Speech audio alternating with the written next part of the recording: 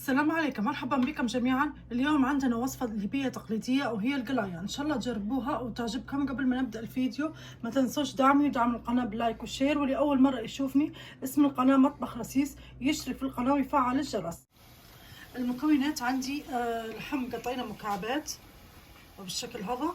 عندي الكبدة وورية وكلوة مقطعتها حتى هنا مكعبات، بصل مقطع مكعبات بصلة كاملة، طماطمة مقطع مكعبات، وفلفل اللي يبي الحار يدير فلفل حار. انا ما نبيهاش حارة، حطيت فلفل ملون.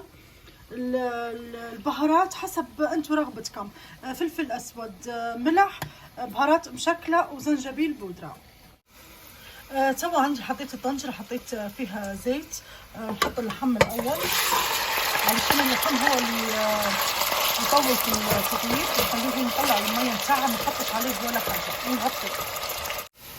تو بدأت تطيب معايا اللحم وطلع المية نتاعها. أنا صبيت له مية لشيء شوية، عبارة عن زيت بس. طلع اللحم المية نتاعها. نبدأ تو نحط المعلقة هو الكلوة والكبدة والرية، نحركهم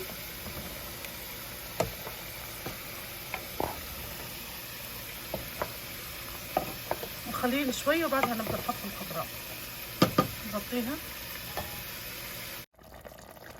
تو بدأت تطيب عندي المعلاق الكبدة والرية، واللي عندي البصل مقطع مكعبات.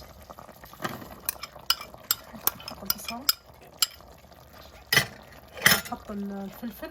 انت اللي يبي الحار يحط فلفل اخضر حار. انا ما نبيش حار، حطيت في عندي فلفل ملون حطيته. نحركها وما صبيتش انا الميه ولا شيء. هذه الميه نتاع اللحم ولا هني. خلي بس شويه البصل يبدا يذبل وبعدها نحط البهارات نغطي عليه. تو بعد بدا يذبل معايا البصل شويه. عندي بهارات، ملح، فلفل اسود، زنجبيل بودره، وبهارات مشكله. البهارات طبعا انتم على كل واحد على حسب ما يحب. نحركه ونغطي عليه نخليه يطيب كله مع بعضه. والطماطم، الطماطم الحب او الطماطم الاخضر، بعد ما نطفي الطنجره نحطه ونغطي عليه نخليه يذبل مع البخار.